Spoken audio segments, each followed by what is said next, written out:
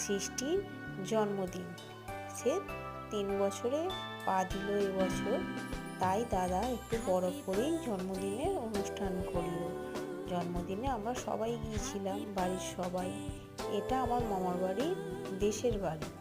দেশেতে কেউ থাকে না, এই অনুষ্ঠান উপলক্ষেই সবাই গেছে, সবার সঙ্গে বেশ দেখা হলো, আনন্দ হলো। আমি প্রথমেই চলে গিয়েছিলাম, তাই একটু তোমাদেরকে প্যান্ডেলটা ঘুরে দেখালাম। কেমন হয়েছে বলো। আর দাদার মেয়ের যে কেকটা কাটা হলো, সেটা আমি নিয়ে গিয়েছিলাম, সেটা তোমরা পরে দেখতে পাবে, কেকটার ফটোটা। তোমরা বলো ডেকোরেশনটা কেমন হয়েছে।